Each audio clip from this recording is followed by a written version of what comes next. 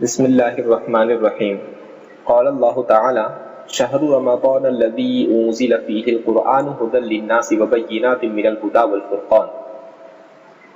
سورہ بقرہ کی آیت کا ترجمہ۔ رمضان وہ مہینہ ہے جس میں قرآن نازل کیا گیا جو لوگوں کے لیے ہدایت ہے، اور ہدایت کے بارے میں اس کے بیانات خوب واضح ہیں اور حق و باطل کے درمیان فرق ظاہر کرنے والے ہیں۔ فضائل رمضان۔ اس کی فصل اول میں 10 حدیثیں رمضان شریف کے فضائل میں، دوسری فصل میں 7 احادیث لیلۃ القدر کے بارے میں اور سورہ قدر کی تفسیر میں، تیسری فصل میں 3 حدیثیں اعتکاف کے فضائل میں، خاتمے میں ایک طویل حدیث جو بہت سے بہترین مضامین پر مشتمل ہے۔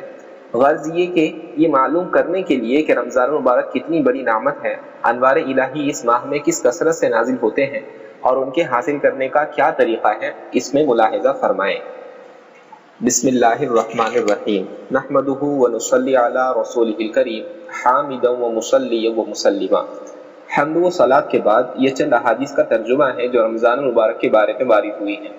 نبی کریم صلی اللہ علیہ وسلم کی رحمت للعالمین ذات نے مسلمانوں کے لیے ہر باب میں جس قدر فضائل اور ترغیبات ارشاد فرمائی ہیں، ان کا اصل شکریہ اور قدردانی تو یہ تھی کہ ہم ان پر مر مٹتے، مگر ہماری کوتاہیاں اور دینی بے رغبتیاں اس قدر روز افزو ہیں کہ ان پر عمل تو درکنار، ان کی طرف التفات اور توجہ بھی نہیں رہی، حتیٰ کہ اب لوگوں کو ان کا علم بھی بہت کم ہو گیا ہے۔ ان اوراق کا مقصد یہ ہے کہ اگر مساجد کے ائمہ، تراویح کے حفاظ اور وہ پڑھے لکھے حضرات جن کو دین کی کسی درجے میں بھی رغبت ہے، اوائل رمضان میں یعنی رمضان کے شروع میں اس رسالے کو مساجد اور مجامع میں سنا دیا کرے، تو اللہ کی رحمت سے کیا بعید ہے کہ اپنے محبوب کے کلام کی برکت سے ہم لوگوں کو مبارک مہینے کی کچھ قدر اور اس کی برکات کی طرف کچھ توجہ ہو جایا کرے، اور نیک اعمال کی زیادتی اور بد اعمالیوں کی کمی کا ذریعہ بن جایا کرے۔ حضور صلی اللہ علیہ وسلم کا ارشاد ہے، اگر حق تعالی شانہ تیری وجہ سے ایک شخص کو بھی ہدایت فرما دیں تو تیرے لیے سرخ اونٹوں سے جو عمدہ مال شمار ہوتا ہے بہتر اور افضل ہے۔ رمضان المبارک کا مہینہ مسلمانوں کے لیے حق تعالی شانہ کا بہت ہی بڑا انعام ہے، مگر جب ہی کہ اس انعام کی قدر بھی کی جائے، ورنہ ہم سے محروموں کے لیے ایک مہینے تک رمضان رمضان چلائے جانے کے سوا کچھ بھی نہیں۔ ایک حدیث میں ہے، اگر لوگوں کو یہ معلوم ہو جائے کہ رمضان کیا چیز ہے تو میری امت یہ تمنا کرے کہ سارا سال رمضان ہی ہو جائے۔ ہر شخص سمجھتا ہے کہ سال بھر کے روزے رکھنا کار دارد، مگر رمضان مبارک کے ثواب کے مقابلے میں حضور صلی اللہ علیہ وسلم کا ارشاد ہے کہ لوگ اس کی تمنا کرنے لگے۔ ایک حدیث میں ارشاد ہے، رمضان مبارک کے روزے اور ہر مہینے میں 3 روزے رکھنا دل کی کھوٹ اور وساوس کو دور کرتا ہے۔ آخر کوئی تو بات ہے کہ صحابہ اکرام رضی اللہ عنہم رمضان کے مہینے میں جہاد کے سفر میں باوجود نبی کریم صلی اللہ علیہ وسلم کے بار بار کی افطار کی اجازت فرما دینے کے روزے کا اہتمام فرماتے، حتیٰ کہ حضور صلی اللہ علیہ وسلم کو حکماً منع فرمانا پڑا۔ مسلم شریف کی ایک حدیث میں ہے، صحابہ اکرام غزوے کے سفر میں ایک منزل پر اترے، گرمی نہایت سخت تھی اور غربت کی وجہ سے اس قدر کپڑا بھی سب کے پاس نہ تھا کہ دھوپ کی گرمی سے بچاؤ کر لیں۔ بہت سے لوگ اپنے ہاتھ سے آفتاب کی شعاع سے بچتے تھے۔ اس حالت میں بھی بہت سے روزے دار تھے جن سے کھڑے ہونے کا تحمل نہ ہوا اور گر گئے۔ صحابہ اکرام کی ایک جماعت گویا ہمیشہ تمام سال روزے دار ہی رہتی تھی۔ نبی کریم صلی اللہ علیہ وسلم سے سینکڑوں روایت میں مختلف انواع کے فضائل نقل کیے گئے، جن کا احاطہ تو مجھ جیسے ناکارہ کے امکان سے خارج ہے ہی، لیکن میرا یہ بھی خیال ہے کہ اگر ان کو کچھ تفصیل سے لکھوں تو دیکھنے والے بتا جائیں گے کہ اس زمانے میں دینی امور میں جس قدر بے التفاتی کی جا رہی ہے وہ محتاج بیان نہیں۔ علم و عمل دونوں میں جس قدر بے پرواہی دین کے بارے میں بڑھتی جا رہی ہے وہ ہر شخص اپنی ہی حالت میں غور کرنے سے معلوم کر سکتا ہے۔ اس لیے 21 احادیث پر اتفاق کرتا ہوں، ان کو 3 فصلوں پر منقسم کرتا ہوں۔ فصل اول رمضان مبارک کے فضائل میں، جس میں 10 احادیث مذکور ہیں۔ دوسری فصل شب قدر کے بیان میں، جس میں 7 حدیثیں ہیں۔ تیسری فصل میں اعتکاف کا ذکر ہے، جس میں 3 حدیثیں ہیں۔ اس کے بعد خاتمے میں ایک طویل حدیث پر اس رسالے کو ختم کر دیا۔ حق تعالی شانہ اپنی کریم ذات اور اپنے محبوب کے طفل اس کو قبول فرمائے اور مجھ سیاکار کو بھی اس کی برکات سے انتفاع کی توفیق عطا فرمائے۔ فصل اول رمضان مبارک کے فضائل میں، حدیث نمبر 1۔ حضرت سلمان رضی اللہ عنہ کہتے ہیں کہ نبی کریم صلی اللہ علیہ وسلم نے شعبان کی آخری تاریخ میں ہم لوگوں کو واعظ فرمایا کہ تمہارے اوپر ایک مہینہ آ رہا ہے جو بہت بڑا مہینہ ہے، بہت مبارک مہینہ ہے۔ اس میں ایک رات ہے شب قدر جو ہزاروں مہینوں سے بڑھ کر ہے۔ اللہ تعالیٰ نے اس کے روزے کو فرض فرمایا اور اس کے رات کے قیام یعنی تراویح کو ثواب کی چیز بنایا ہے۔ جو شخص اس مہینے میں کسی نیکی کے ساتھ اللہ کا قرب حاصل کرے ایسا ہے جیسا کہ غیر رمضان میں فرض ادا کیا، اور جو شخص اس مہینے میں کسی فرض کو ادا کرے وہ ایسا ہے جیسا کہ غیر رمضان میں 70 فرض ادا کرے۔ یہ مہینہ صبر کا ہے اور صبر کا بدلہ جنت ہے، اور یہ مہینہ لوگوں کے ساتھ غم خواری کرنے کا ہے۔ اس مہینے میں مومن کا رزق بڑھا دیا جاتا ہے۔ جو شخص کسی روزے دار کا افطار کرائے اس کے لیے گناہوں کے معاف ہونے اور آگ سے خلاصی کا سبب ہوگا، اور روزے دار کے ثواب کی مانند اس کو ثواب ہوگا، مگر اس روزے دار کے ثواب میں کچھ کم نہیں کیا جائے گا۔ صحابہ رضی اللہ عنہ نے عرض کیا، یا رسول اللہ، ہم میں سے ہر شخص تو اتنی وسعت نہیں رکھتا کہ روزے دار کو افطار کرائے۔ تو آپ صلی اللہ علیہ وسلم نے فرمایا کہ پیٹ بھر کھلانے پر موقوف نہیں، یہ ثواب تو اللہ جل شانہ ہو ایک کھجور سے کوئی افطار کرا دے یا ایک گھونٹ پانی پلا دے یا ایک گھونٹ لسی پلا دے، اس پر بھی مرحمت فرما دیتے ہیں۔ یہ ایسا مہینہ ہے کہ اس کا اول حصہ اللہ کی رحمت ہے اور درمیانی حصہ مغفرت ہے اور آخری حصہ آگ سے آزادی ہے۔ جو شخص اس مہینے میں ہلکا کر دے اپنے غلام و خادم کے بوجھ کو، حق تعالیٰ شانہ اس کی مغفرت فرماتے ہیں اور آگ سے آزادی فرماتے ہیں۔ اور 4 چیزوں کی اس میں کثرت رکھا کرو، جن میں سے 2 چیزیں اللہ تعالیٰ کی رضا کے واسطے اور 2 چیزیں ایسی ہیں جن سے تمہیں چارہ کار نہیں۔ پہلی 2 چیزیں جن سے تم اپنے رب کو راضی کرو وہ کلمہ طیبہ اور استغفار کی کثرت ہے، اور دوسری 2 چیزیں یہ ہیں کہ جنت کی طلب کرو اور آگ سے پناہ مانگو۔ جو شخص کسی روزے دار کو پانی پلائے، حق تعالیٰ شانہ ہو قیامت کے دن میرے حوض سے اس کو ایسا پانی پلائیں گے جس کے بعد جنت میں داخل ہونے تک پیاس نہیں لگے گی۔ فائدہ، محدثین کو اس کے بعض روات میں کلام ہے، کچھ روایتوں میں کلام ہے، لیکن اول تو فضائل میں اس قدر کلام قابل تحمل ہے، دوسرے اس کے اکثر مضامین کی دوسری روایات مؤید ہے۔ اس حدیث سے چند امور معلوم ہوتے ہیں۔ اول، نبی کریم صلی اللہ علیہ وسلم کا اہتمام کہ شعبان کی آخر تاریخ میں خاص طور سے اس کا آغاز فرمایا اور لوگوں کو تنبیہ فرمائی تاکہ رمضان مبارک کا ایک سیکنڈ بھی غفلت سے نہ گزر جائیں۔ پھر اس وعظ میں تمام مہینے کی فضیلت بیان فرمانے کے بعد چند اہم امور کی طرف خاص طور سے متوجہ فرمایا۔ سب سے اول شب قدر کہ وہ حقیقت میں بہت ہی اہم رات ہے۔ ان اوراق میں اس کا بیان دوسری فصل میں مستقل آئے گا۔ اس کے بعد ارشاد ہے، اللہ نے اس کے روزے کو فرض کیا اور اس کے قیام یعنی تراویح کو سنت کیا۔ اس سے معلوم ہوا کہ تراویح کا ارشاد بھی خود حق سبحانہ و تقدس کی طرف سے ہے۔ پھر جن روایت میں نبی کریم صلی اللہ علیہ وسلم نے اس کو اپنی طرف منسوب فرمایا کہ میں نے سنت کیا، اس سے مراد تاکید ہے کہ حضور صلی اللہ علیہ وسلم اس کی تاکید بہت فرماتے تھے، اسی وجہ سے سب ائمہ اس کے سنت ہونے پر متفق ہیں۔ برہان میں لکھا ہے کہ مسلمانوں میں سے روافض کے سوا کوئی شخص اس کا منکر نہیں۔ حضرت مولانا شاہ عبدالحق صاحب محدث دہلوی رحمۃ اللہ علیہ نے ما ثبت بالسنہ میں بعض کتب فقہ سے نقل کیا ہے کہ کسی شہر کے لوگ اگر تراویح چھوڑ دیں تو اس کے چھوڑنے پر امام ان سے مقاتلہ کریں۔ اس جگہ خصوصیت سے ایک بات کا لحاظ رکھنے کی ضرورت ہے، وہ یہ کہ بہت سے لوگوں کا خیال ہوتا ہے کہ جلدی سے کسی مسجد میں 8-10 دن میں کلام مجید سن لیں پھر چھٹی۔ یہ خیال رکھنے کی بات ہے کہ یہ 2 سنتیں الگ الگ ہیں۔ تمام کلام اللہ شریف کا تراویح میں پڑھنا یا سننا یہ مستقل سنت ہے، اور پورے رمضان شریف کی تراویح مستقل سنت ہے۔ بس اس صورت میں ایک سنت پر عمل ہوا اور دوسری رہ گئی۔ البتہ جن لوگوں کو رمضان مبارک میں سفر وغیرہ یا کسی اور وجہ سے ایک جگہ روزانہ تراویح پڑھنی مشکل ہو، ان کے لیے مناسب ہے کہ اول قرآن شریف چند روز میں سن لیں تاکہ قرآن شریف ناقص نہ رہے، پھر جہاں وقت ملا اور موقع ہوا وہاں تراویح پڑھ لی کہ قرآن شریف بھی اس صورت میں ناقص نہیں ہوگا اور اپنے کام کا بھی حرج نہ ہوگا۔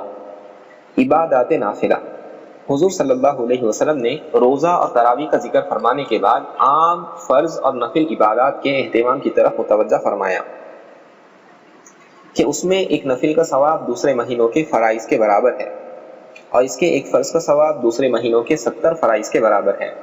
اس جگہ ہم لوگوں کو اپنی اپنی عبادت کی طرف بھی ذرا غور کرنے کی ضرورت ہے کہ اس مبارک مہینے میں فرائض کا ہم سے کس قدر اہتمام ہوتا ہے اور نوافل میں کتنا اضافہ ہوتا ہے۔ فرائض میں تو ہمارے اہتمام کی یہ حالت ہے کہ سحر کھانے کے بعد جو سوتے ہیں تو اکثر صبح کی نماز قضا ہو گئی، اور کم از کم جماعت تو اکثروں کی فوت ہو ہی جاتی ہے۔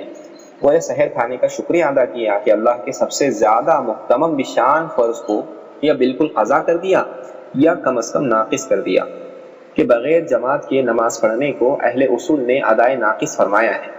اور حضور اکرم صلی اللہ علیہ وسلم کا تو ایک جگہ ارشاد ہے کہ مسجد کے قریب رہنے والوں کی تو گویا نماز بغیر مسجد کے ہوتی ہی نہیں۔ مظاہر حق میں لکھا ہے کہ جو شخص بغیر عذر کے بدون جماعت بغیر جماعت کے نماز پڑھتا ہے اس کے ذمے سے تو فرض ساقط ہو جاتا ہے مگر اس کو نماز کا ثواب نہیں ملتا۔ اسی طرح نماز مغرب کی بھی جماعت اکثروں کی افطار کی نظر ہو جاتی ہے، یعنی اس کی وجہ سے چھوٹ جاتی ہے، اور رکعت اولیٰ یا تکبیر اولیٰ کا تو ذکر ہی کیا۔ اور بہت سے لوگ تو عشاء کی نماز بھی تراویح کے احسان کے بدلے میں وقت سے پہلے ہی پڑھ لیتے ہیں۔ یہ تو رمضان مبارک میں ہماری نماز کا حال ہے جو اہم ترین فرائض میں ہے کہ ایک فرض کے بدلے میں 3 کو ضائع کیا۔ یہ 3 تو اکثر ہیں، ورنہ ظہر کی نماز قیل اللہ کی نظر اور عصر کی نماز افطاری کا سامان خریدنے کی نظر ہوتے ہوئے آنکھوں سے دیکھا گیا ہے۔ اسی طرح اور فرائض پر آپ خود غور فرما لیں کہ کتنا اہتمام رمضان مبارک میں ان کا کیا جاتا ہے، اور جب فرائض کا یہ حال ہے تو نوافل کا کیا پوچھنا۔ اشراق اور چاشت تو رمضان مبارک میں سونے کی نظر ہو ہی جاتے ہیں، اور اوابین کا کیسے اہتمام ہو سکتا ہے جبکہ ابھی روزہ کھولا ہے اور آئندہ تراویح کا سہم ہے، اور تہجد کا وقت تو ہے ہی عین سحر کھانے کا وقت، کہ نوافل کی گنجائش کہاں۔ لیکن یہ سب باتیں بے توجہی اور نہ کرنے کی ہیں کہ اگر تو ہی نہ چاہے تو باتیں ہزار ہیں۔ کتنے اللہ کے بندے ہیں کہ جن کے لیے انہی اوقات میں سب چیزوں کی گنجائش نکل آتی ہے۔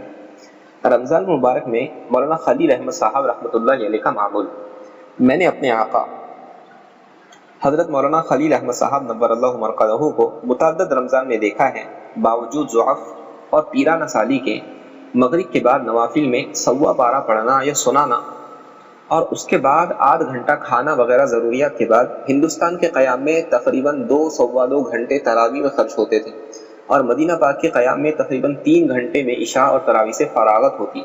اس کے بعد آپ حسب اختلاف موسم 2-3 گھنٹے آرام فرمانے کے بعد تہجد میں تلاوت فرماتے، اور صبح سے نصف گھنٹہ قبل آدھے گھنٹہ پہلے سحر تناول فرماتے۔ اس کے بعد سے صبح کی نماز تک کبھی حفظ تلاوت فرماتے اور کبھی اوراد و وظائف میں مشغول رہتے۔ اسفار یعنی چاندنی میں صبح کی نماز پڑھ کر اشراق تک مراقب رہتے، اور اشراق کے بعد تقریباً 1 گھنٹہ آرام فرماتے۔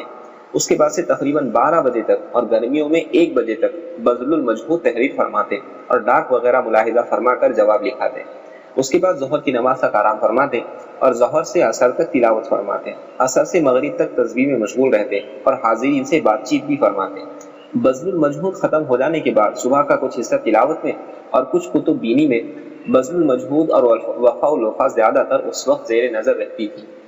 یہ اس پر تھا کہ رمضان مبارک میں معمولات میں کوئی خاص تغیر نہ تھا کہ نوافل کا یہ معمول دائمی یعنی ہمیشہ کا تھا، اور نوافل مذکورہ کا تمام سال بھی اہتمام رہتا تھا۔ البتہ رکعت کے طول میں، رکعت کے لمبے ہونے میں رمضان مبارک میں اضافہ ہو جاتا تھا، ورنہ جن اکابر کے یہاں رمضان مبارک کے خاص معمولات مستقل ہیں ان کا اتباع تو ہر شخص سے نبھنا بھی مشکل ہے۔ حضرت شیخ الہند رحمۃ اللہ علیہ کا معمول، حضرت اقدس مولانا شیخ الہند رحمۃ اللہ علیہ تراویح کے بعد سے صبح کی نماز تک نوافل میں مشغول رہتے تھے، اور یکے بعد دیگرے متفرق حفاظ سے کلام مدیح سنتے رہتے تھے۔ اور حضرت شاہ عبد الرحیم صاحب رائے پوری قدس الروح کہ یہاں تو رمضان مبارک کا مہینہ دن و رات تلاوت ہی کا ہوتا تھا کہ اس میں ڈاک بھی بند اور ملاقات بھی ذرا گوارا نہ تھی۔ بعض مخصوص خدام کو صرف اتنی اجازت ہوتی تھی کہ تراویح کے بعد جتنی دیر میں حضرت سادی چائے کے 1-2 فنجان نوش فرمائے اتنی دیر حاضر خدمت ہو جایا کرے۔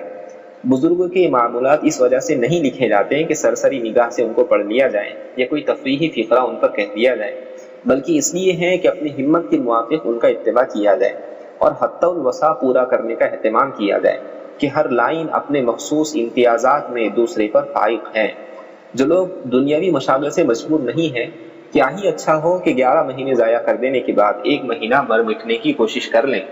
ملازم پیشہ حضرات جو 10 بجے سے 4 بجے تک دفتر میں رہنے کے پابند ہیں، اگر صبح سے 10 بجے تک کم از کم رمضان مبارک کا مہینہ تلاوت میں خرچ کر دے تو کیا دقت ہے؟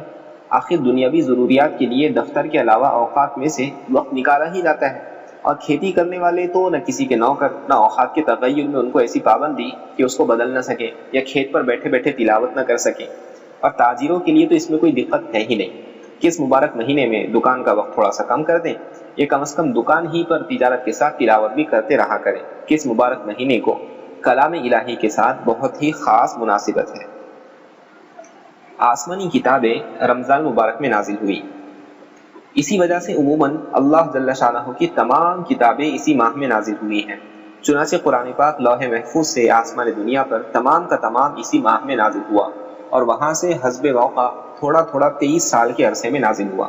اس کے علاوہ حضرت ابراہیم علیہ نبینا علیہ الصلوۃ والسلام کے صحیفے اسی ماہ کی 1 یا 3 تاریخ کو عطا ہوئے اور حضرت داؤد علیہ السلام کو زبور 18 یا 12 رمضان کو ملی اور حضرت موسیٰ علیہ السلام کو توریت 6 رمضان مبارک کو عطا ہوئی اور حضرت عیسیٰ علیہ السلام کو انجیل 12 یا 13 رمضان مبارک کو ملی، جس سے معلوم ہوتا ہے اس ماہ کو کلام الہی کے ساتھ خاص مناسبت ہے.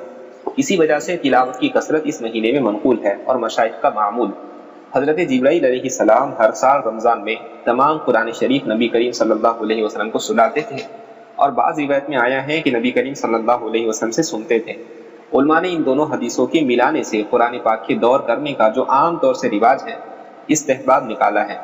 بالجملہ تلاوت کا خاص اہتمام جتنا بھی ممکن ہو سکے کریں اور جو وقت تلاوت سے بچیں اس کو بھی ضائع کرنا مناسب نہیں کہ نبی کریم صلی اللہ علیہ وسلم نے اسی حدیث کے آخر میں 4 چیزوں کی طرف خاص طور سے متوجہ فرمایا اور اس مہینے میں ان کی کثرت کا حکم فرمایا: کلمہ طیبہ اور استغفار اور جنت کے حصول اور دوزخ سے بچنے کی دعا.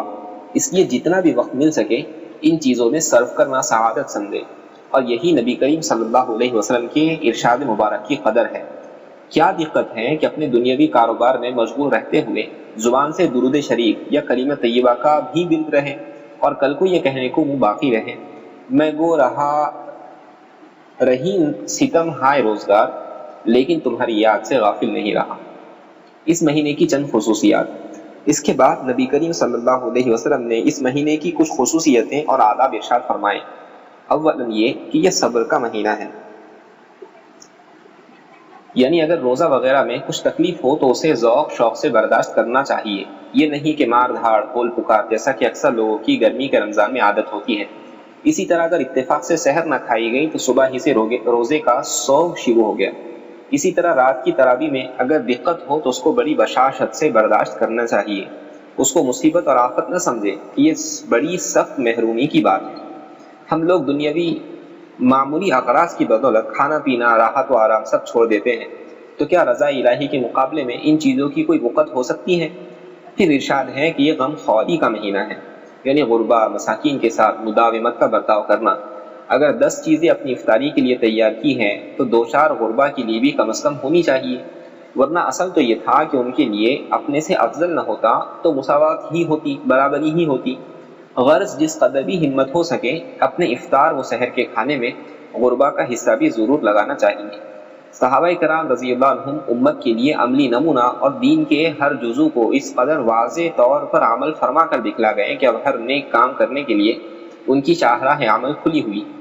ایثار و غم خواری کے بعد میں ان حضرات کا اتباع بھی دل گردے والے کا کام ہے. سینکڑوں ہزاروں واقعات ہیں جن کو دیکھ کر بجز حیرت کے کچھ نہیں کہا جاتا. ایک واقعہ مثالاً لکھتا ہوں. ابو جہم رضی اللہ عنہ کہتے ہیں یرموک کی لڑائی میں اپنے چچا زاد بھائی کو تلاش کرنے چلا. اس خیال سے پانی کا مشکیزہ بھی لے لیا کہ اگر اس میں کچھ رمق باقی ہوئی تو پانی پلا دوں گا اور ہاتھ منہ دھو دوں گا. وہ اتفاق سے پڑے ہوئے ملے. میں نے ان سے پانی کو پوچھا. انہوں نے اشارے سے مانگا کہ اتنے میں برابر سے دوسرے زخمی نے آہ کی. چچا زاد بھائی نے پانی پینے سے پہلے اس کے پاس جانے کا اشارہ کیا.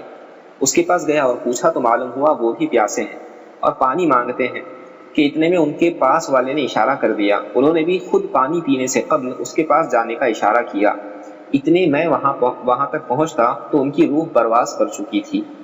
واپس دوسرے صاحب کے پاس پہنچا تو وہ بھی ختم ہو چکے تھے. تو لوٹ کر چچا زاد بھائی کے پاس آیا تو دیکھا کہ ان کا بھی وصال ہو گیا ہے. یہ ہے تمہارے اسلاف کے ایثار کہ خود پیاسے جان دے دی اور اجنبی بھائی سے پہلے پانی پینا گوارا نہ کیا. رضی اللہ عنہم و ارضاہم ورزقنا اتباعہم آمین.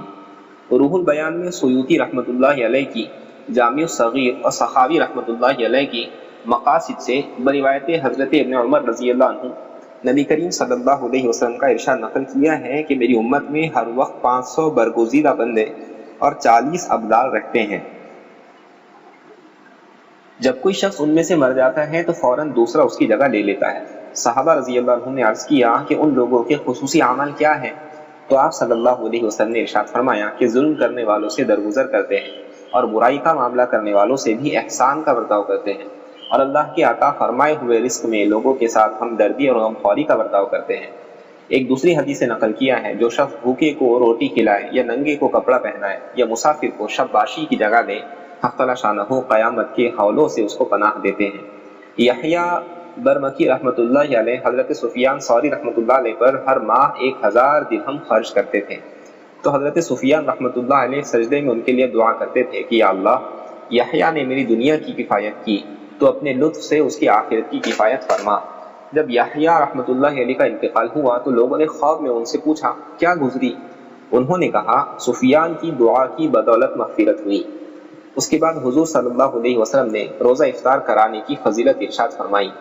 ایک اور روایت میں آیا ہے، جو شخص حلال کمائی سے رمضان میں روزہ افطار کرائیں، اس پر رمضان کی راتوں میں فرشتے رحمت بھیجتے ہیں اور شب قدر میں جبرائیل علیہ السلام اس سے مصافحہ کرتے ہیں، اور جس سے جبرائیل علیہ السلام مصافحہ کرتے ہیں اس کی علامت یہ ہے اس کے دل میں رقت پیدا ہوتی ہے، نرمی پیدا ہوتی ہے اور آنکھوں سے آنسو بہتے ہیں۔